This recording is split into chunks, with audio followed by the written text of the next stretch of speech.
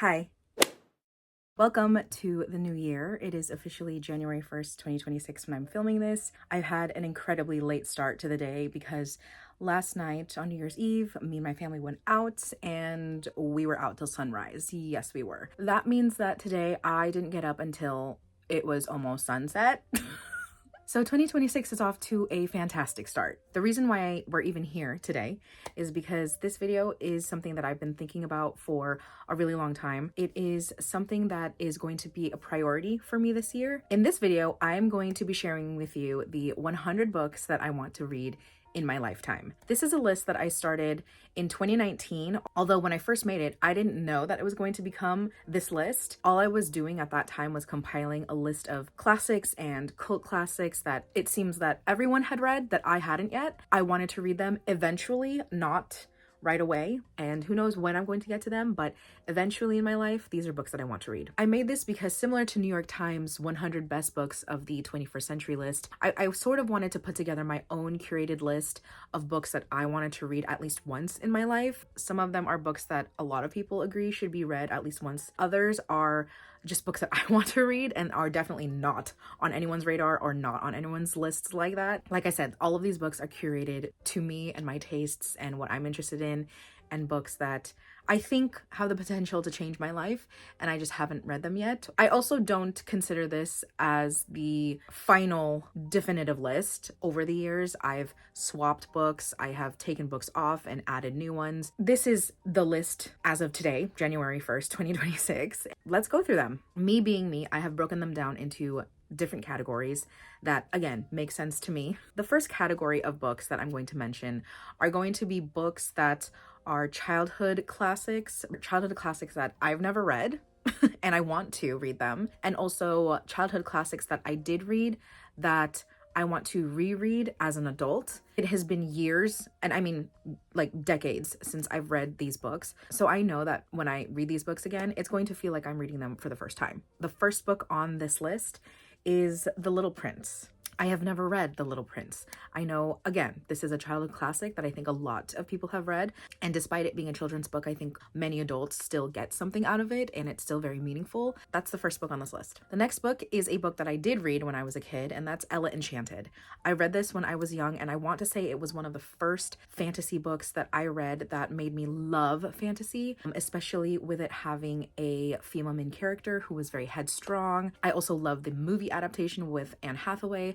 So I want to reread this and go back to my roots, revisit the book that made me fall in love with fantasy. And then after I reread this, I definitely want to rewatch the movie because I remember that movie being iconic. The third book on this list is Holes. Holes is one of my favorite books and also one of my favorite movies ever created. I love the way that the whole story and the character's backstory just come together in a pivotal moment in both the book and the movie. I remember when I was in, I think, 4th or 5th grade, I remember vividly sitting in my seat in class with this book in my hands. So even though I fully remember everything that happens in this book, I still want to revisit it and relive the magic that this book has. Okay, the next book, number 4, is Howl's Moving Castle, which I have watched the Studio Ghibli movie, and it's honestly a piece of art, a piece of history, a masterpiece, definitely something that everyone should watch at least once in their life. But I have never read the book, and I'm hoping the book has just as much whimsical magic as the movie did. This is one that I'm one of the most excited to actually read. Number 5 is The Book Thief. I have never read The Book Thief. I'm actually kind of scared to read it because I know bits and pieces of what goes on in this book, but I know a lot of how people react to this book, and it makes me a little bit scared. But again, I think it's one of those classics that I need to read in my lifetime at least once. So eventually, one day I'm going to attempt to read The Book Thief. Don't know when this is going to be, but one day it'll happen. Sorry, I'm looking at my laptop. I have my laptop here if you see me looking down over here. Numbers 6 through 9, which are 4 books in a series. And yes, I'm counting each book in a series as its own individual number. Don't come for me. This is my own list, okay? And that is all 4 books in the Inheritance cycle, which starts with Eragon. This is a fantasy series that I loved growing up. I read books 1 through 3. I did not read the last book because I think at that point the last book had come out when I was in high school and I wasn't really reading middle grade fantasy at that point. I remember absolutely loving this series, and Again, I don't remember a lot of what happened in it because it's been so long since I read it, but I want to reread it as an adult. The next category of books are books that I read in middle school and high school for English class. So it was more forced reading than reading for pleasure. And I want to revisit these books because since they were for class, I didn't appreciate them for what they were because it was homework. It wasn't that I had chosen these books at the library or at a bookstore and had decided to read them. It was forced reading, and I hate any time that I'm forced to read a book. These are ones that I want to revisit, actively choosing to read these books. So the 10th book on this list is And Then There Were None by Agatha Christie. This is a book that I remember being absolutely gagged, gooped, and gathered by the plot twist, but I don't remember what the plot twist was. I just remember feeling like, what the fuck did I just read? What? And I have very vivid memories of this book because me and my best friend at the time in middle school, we were all assigned a book to read and had to do a book report about it. And you could make a video as your entry for a book report. I remember going to her house, and I don't even remember what we had to make a video of, but I remember being in her backyard and doing just crazy shit, acting this book out, I guess. That was such a fun memory, but that is really all I remember about this book is the video project that we did on it. And so I want to reread it and actually retain what I'm reading. All right, number 11 on this list is The Great Gatsby. I remember reading this in, I think, freshman or sophomore year of high school, and I absolutely hated it because, again, it was forced reading, and I was not having a good time with forced reading. Okay, I hate read this book, and I think maybe if I reread it as an adult now, again, freely choosing to, I might actually enjoy it. I want to read The Great Gatsby for what will feel like the first time. All right, the last book in this category, which is number 12, is The Joy Luck Club by Amy Tan.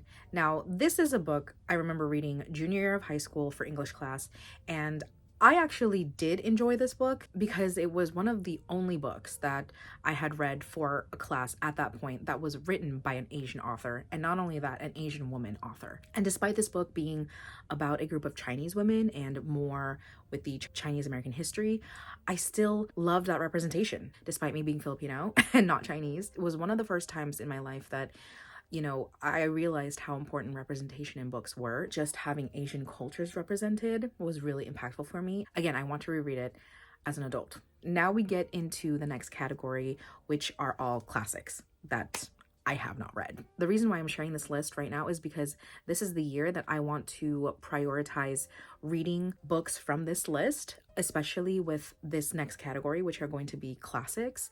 I definitely want to prioritize reading more classics this year and reading books that in the past have terrified me because of either their size or popularity. Also, just because classics have always been intimidating, considering the fact that a lot of the language that is used in classics might be hard for me to interpret because it is not our everyday English that we use.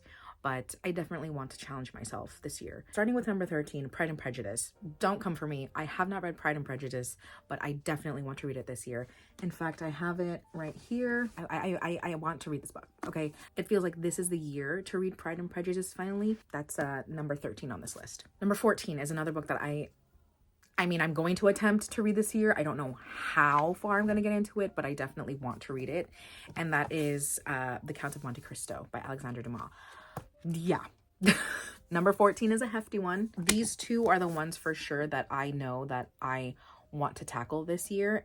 We'll see if it happens. But number 14, Count of Monte Cristo.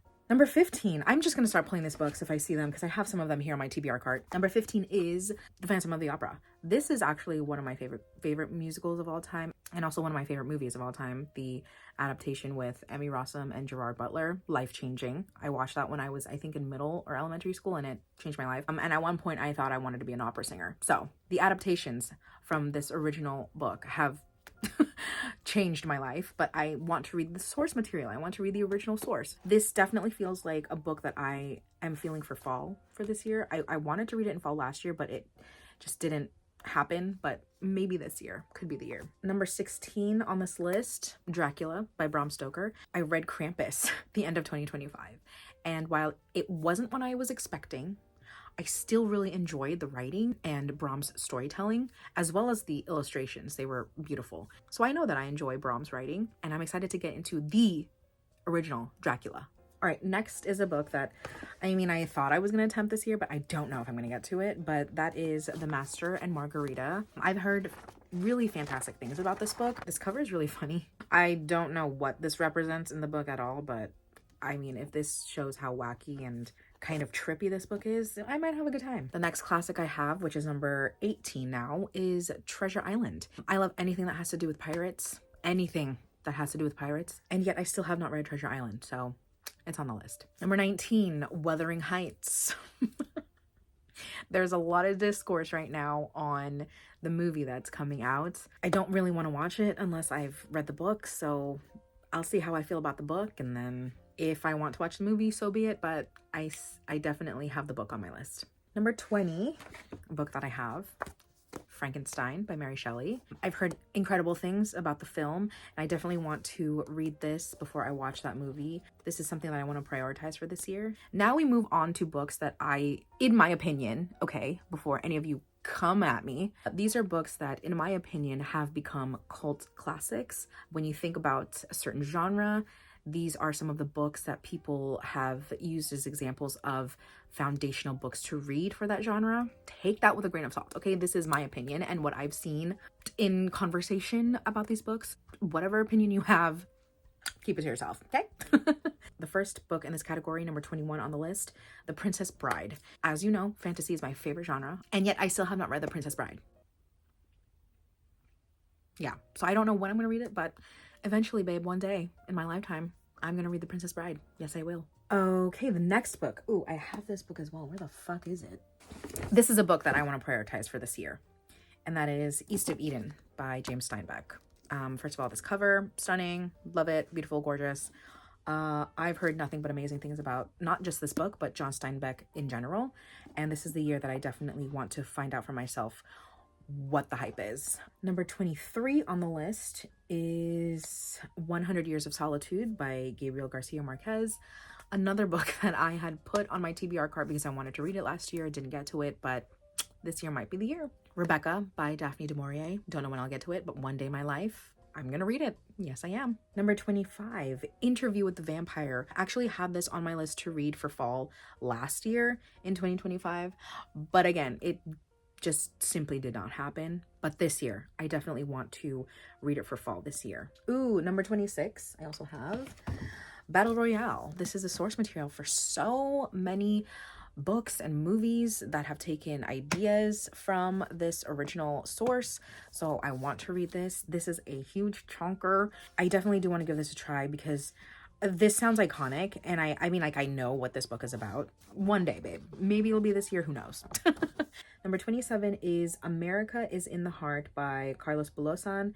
Now, this is a Filipino classic that I still have not gotten to, and I'm going to sometime in my lifetime. I'm going to read this. Yes, I am. Yes, I am. All right, number 28 is Fahrenheit 451. This is a fairly shorter book, so I definitely don't think it'll take me a lot of time to get through it. And I definitely want to read it this year, maybe next year, just because I think the conversation around this book is a very important one to have in our current political climate. So definitely a book I want to read within the next couple of years. Number 29 is a book that I'm a bit ashamed I haven't gotten to it yet because I know how much of a classic this book is, and that's 1984 by George Orwell. I've read Animal Farm, but I've not read 1984 yet. Number 30, Lolita.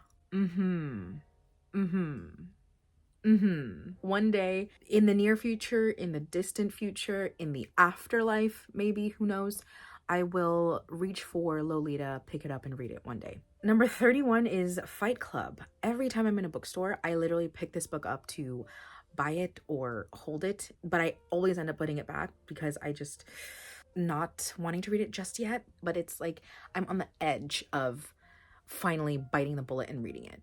Do you know what I mean? Do you ever get that feeling where you're just it's there, but you're not there yet? I don't know how to explain that. That may not make any sense to anyone but me. Ooh, number 32, The Virgin Suicides. I do want to read that this year. I do. My best friend just finished it a few months ago and she absolutely loved it. So anytime my best friend loves a book, I most likely will, so I'll be picking this up soon. Number 33, The Da Vinci Code.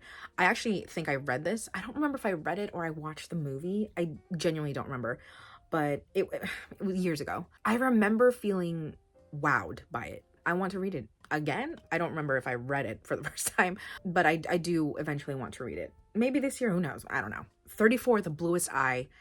Don't come for me. I've never read a Toni Morrison. I'm going to rectify that this year because I'm going to be joining a book club that will be reading Beloved by her in February, but don't worry, I will be reading my first Toni Morrison this year, I promise you. Number 35 on this list is The Stranger by Albert Camus. Funny story, an ex actually gave me this book because he had told me that he always recommends this book and gives it out whenever someone is asking for a recommendation for a book. And after we broke up, I definitely let go of that book. But I still am interested in the book. I still want to read the book. Yeah, that's number 35. 36, American Psycho. Yeah, don't know when I'll ever be in the mental headspace to read that, but maybe when I'm retired, 65, and have nothing better to do. So yeah. 37, Ring by Koji Suzuki. I remember the first time I watched Ring in middle school or high school. Don't remember. I was horrified, you guys. Like, it traumatized me. And then in college, I watched the original Japanese version of The Ring.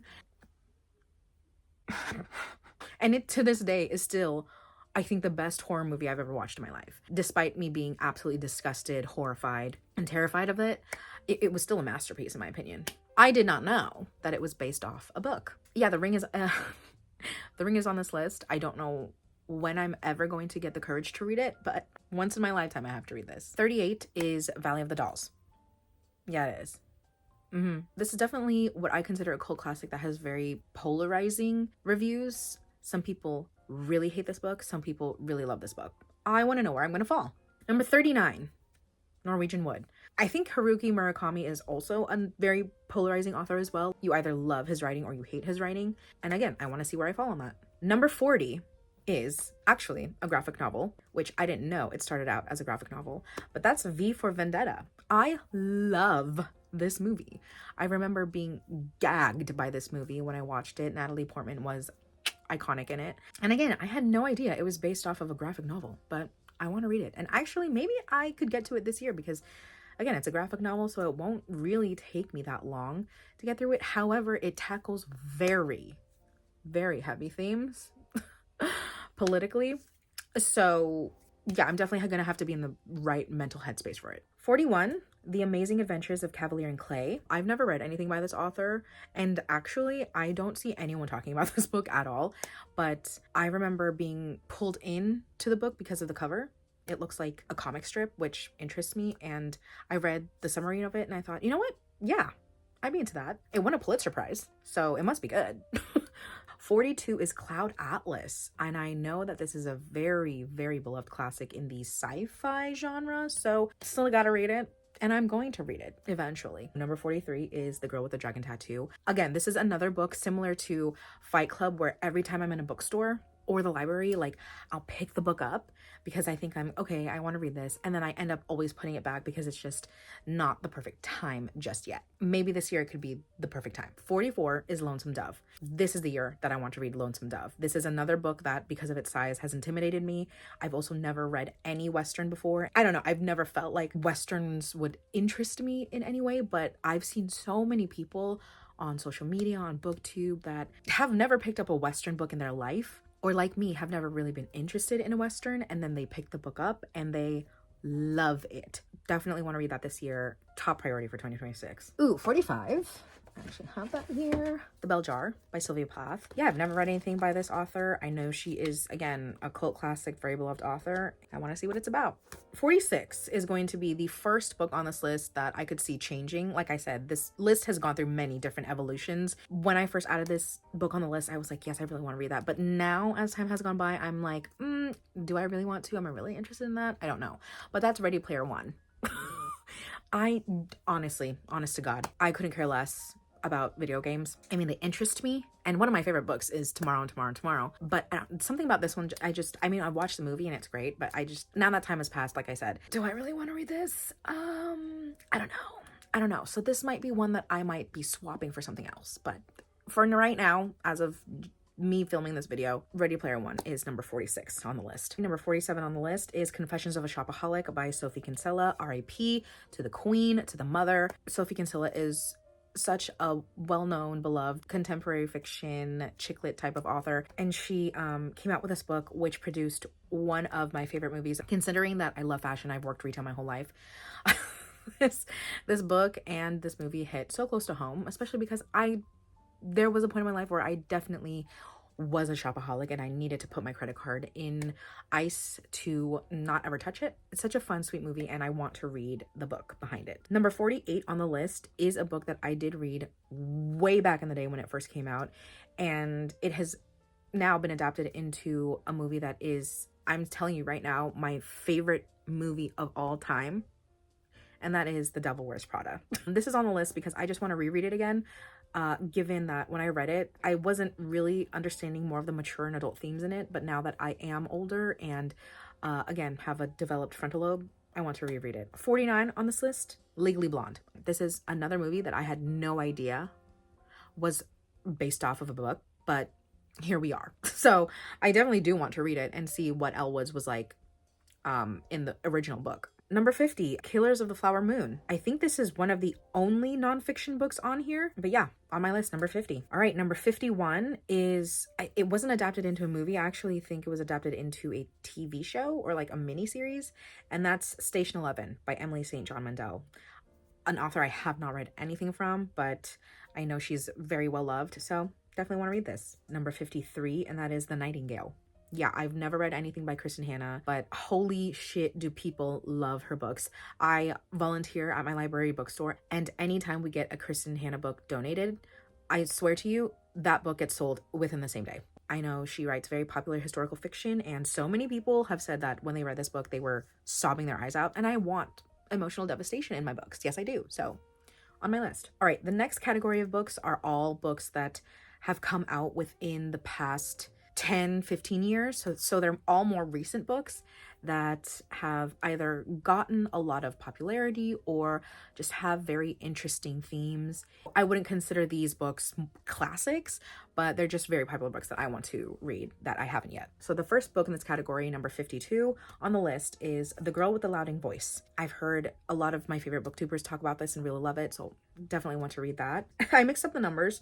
So The Nightingale is actually number 52 and The Girl with the Louding Voice is 53. So now we're moving on to number 54, and that is Annihilation by Jeff Vandermeer. I've heard that this first book is phenomenal and the rest of the series kind of goes downhill, but a lot of people really love this sci-fi book, so I definitely want to read it. And also, I don't read a lot of sci-fi and I want to read more sci-fi, so definitely want to read this book. 55, The Island of Missing Trees. I've never read anything by Elif Shafak, but I've heard incredible things about their books, so this is high on my list.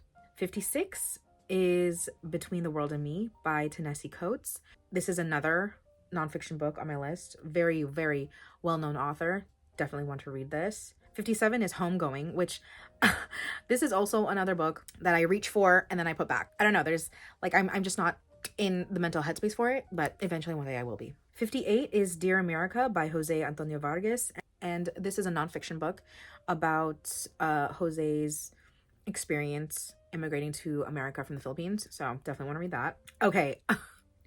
59 is a book that I genuinely don't know if I'll ever get to it in my lifetime, but it's on the list because one day I do. When that day is going to come, who's to say, babes? But that is The Priory of the Orange Tree by Samantha Shannon. Now, I have read 1,000-page fantasy books before, right? I don't know what it is about this book that intimidates me, but this book is gigantic. I think it's because it is a standalone, and to pack so much of a fantasy book into one book and it not being a whole series, I think that's probably what intimidates me, because there's going to be a lot in it for it being a standalone. With like 1,000 pages in a fantasy series, at least I know it's building towards something, and the story is going to continue on and things are going to be added and whatever. But I think for a standalone, it like kind of freaks me out. But one day. Number 60 on this list is My Dark Vanessa, and I'm gonna leave it at that. Number 61, which is the last book in this category, and I think the newest book on this list, and that's James by Percival Everett. I've never even read The Adventures of Huckleberry Finn, but I remember in, I think, 4th or 5th grade watching a play about it for a field trip. So I know bits and pieces of the story, but I don't know if I have to read that first before I get into James, because it is a retelling of one of the characters in that book. So let me know. Do I need to read The Adventures of Huckleberry Finn and add it to this list before I read James? Or can I just dive into James without doing that? You let me know. But that's definitely on this list because I've heard nothing, literally nothing but incredible things about this book. I don't think I've read a single negative review or negative statement about this book anywhere. The next category on this list are all series. And yes, as I said before, each individual book counts as a number. It's my list and my list to do with whatever I want. Okay? So, yes.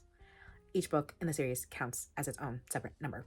The first series that I have, which is number 62 to 65 of this list, are The Hobbit and then the Lord of the Rings trilogy, counting all 4 books as its own series. And this is actually a series that I definitely want to read this year. And no, I have not read these yet. A classic in the fantasy genre that I said was my favorite genre of all time. I know. I get it. I understand. I've heard it all. I know. I'm gonna read it this year. I promise. Or maybe next year. I don't know. But I'm gonna read it. Okay? It's on my list. It's on my list. It's on my list. All right, number 66 to 69, another set of 4 books in the series.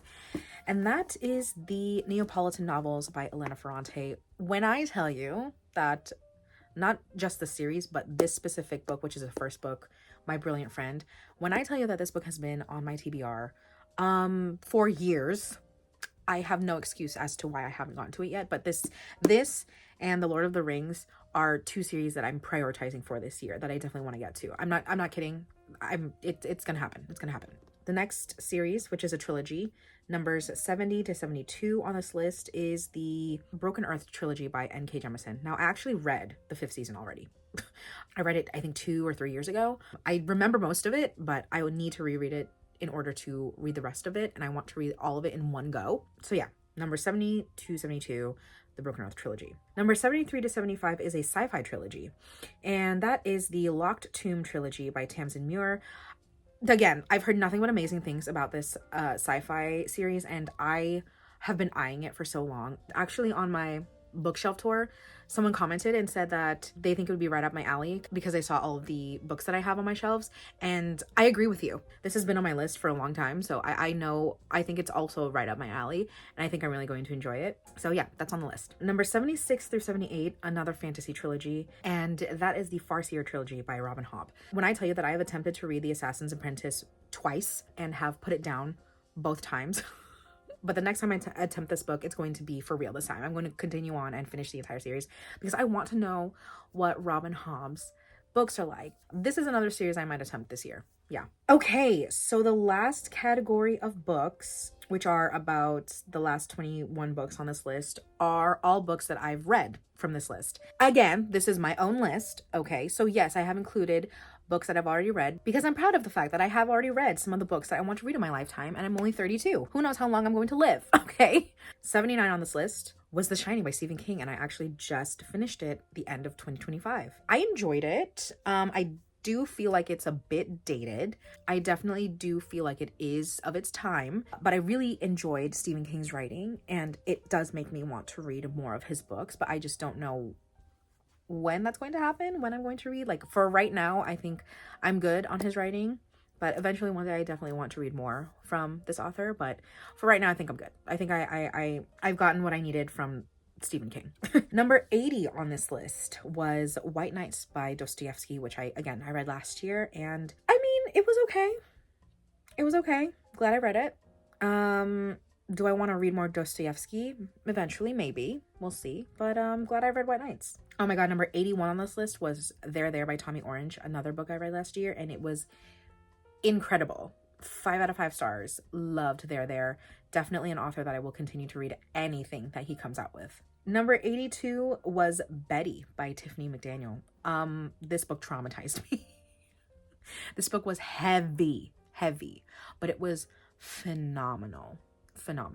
Number 83, Parable of the Sower by Octavia E. Butler. The way that this woman was able to predict the future, which, RIP to Octavia, we have lost a diva in the literature world. Yes, we have. Number 84, Agua Viva by Clarice Lispector. This is the first book I read by this author. I read it last year and it will not be the last. I loved this book and how it was basically just a long stream of conscious, but it made sense. I understood everything. Loved it. Numbers 85 through 87, another fantasy trilogy, and that is the 3 books in the Gentleman Bastard series. Now, this isn't, I guess, technically a trilogy. There are more books planned, but I haven't heard or seen anything about when the 4th book is coming out, so I'm considering it a trilogy in my head, okay? And it also kind of ended in a way where it sort of looks like it ended the series. So, to me, I read the trilogy. All right, number 88 is The Spear Cuts Through Water by Simon Jimenez. One of the best, and I'm not kidding you, best standalone fantasy books I've ever read in my life. Incredible. Actually, these are a lot of books that I read last year. 89 on this list was Razorblade Tears by S.A. Cosby. This was my first S.A. Cosby. I know he is such a great thriller author, and this was heavy. This was heavy, but it was written so well, and I actually have another book of his on my TBR that I want to read, but this book was so good. Number 90 was The Song of Achilles by Madeline Miller. And I remember when I first added this book to the list back in 2019, when I first made this list. I read it, I think, in 2020 or 2021. One of the first books that I had actually crossed off of this list. And thank God I got that out of the way. Thank God. Still one of my favorite books of all time. Number 91, Lonely Castle in the Mirror by Mizuki Tsujimura. Loved this book. This book, if it was adapted into a Studio Ghibli movie, would eat. It would eat. Such a great book. Number 92, Giovanni's Room by James Baldwin. Love this book. Such a classic. Number 93, Just Mercy by Bryan Stevenson. This is a book I think should be required reading in all schools. I think if younger people read this book and learn more about the prison system and the way that the justice system is so corrupt and very oppressive, such a powerful and impactful book. I think, again, another book I think everyone should read at least once in their lifetime. Ooh, number 94, The Shadow of the Wind by Carlos Zavon. When I first added it to this list and when I read it, I did not know that this book was actually the first in a series. Now that I know it's a series, I definitely want to read the rest of it, but this is one of my favorite books of all time. It's incredible. This is definitely a book for book lovers. If you love books, if you love reading, you need to read this book. Phenomenal. Number 95, Never Let Me Go by Kazuo Ishiguro. I read it years ago, and I'm not gonna lie to you, I didn't love this book. I was gagged by the plot twist at the end. Yes, I was, but I don't think I'm a fan of this author's writing. I just didn't connect with it the way that I was expecting to. But glad I read him at least once in my lifetime. And that was the purpose of this list, to read a lot of these prolific authors and books at least once in my lifetime. Okay, 96, His Secret History. Arguably my favorite book of all time. That changes depending on my mood, but this book is exactly who she thinks she is. Incredible. Again, another book people need to read at least once in their life, for sure. Number 97, The Color Purple. Oh my God. Okay, so I read The Color Purple and then decided to, after that, immediately watch Fantasia Barrino's performance of I'm Here. And then right after that, dove into Cynthia Erivo's performance of I'm Here. And I don't know why I did that to myself. I was sobbing. This book, phenomenal. Doing that just really enhanced the book for me because you just feel the emotions because you can physically see these performers giving their life. Definitely it enhanced that reading experience. Okay, 98, If We Were Villains by ML Rio. This book changed my life. A staple in dark academia. And I still think about this book to this day.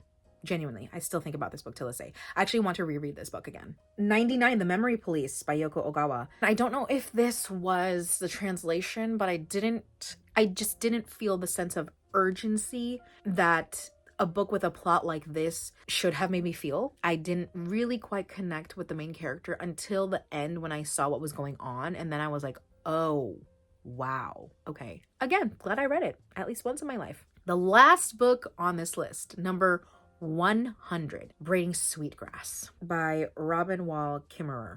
This book, again, changed my life. This is a book that makes you think outside of yourself, makes you think about the world around you, makes you appreciate so much of the world that we are very much taking for granted. And I just have a fonder, deeper respect for nature. It will make you devastated to see the way that humanity has ruined a lot of this natural world that we are privileged with. I also think this book should be required reading in schools because I think it'll help shape the minds of the younger generation on appreciating nature and connecting with the world outside of technology and themselves. Definitely a life-changing book, incredible. This is another book on the list that I really want to reread. But yeah, just absolutely phenomenal. Okay, after me sitting here for, what is it now, an hour, I am numb from the waist down, sitting in this position for so long, and on the floor, mind you. But those are all the 100 books I want to read in my lifetime.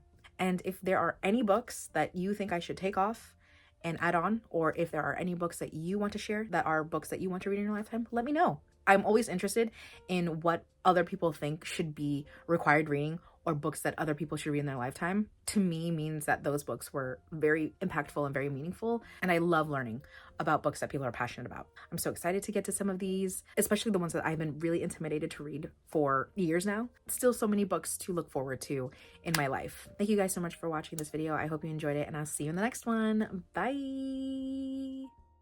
Ugh. Oh my god, my ass is fucking numb. Oh shit, I'm still recording.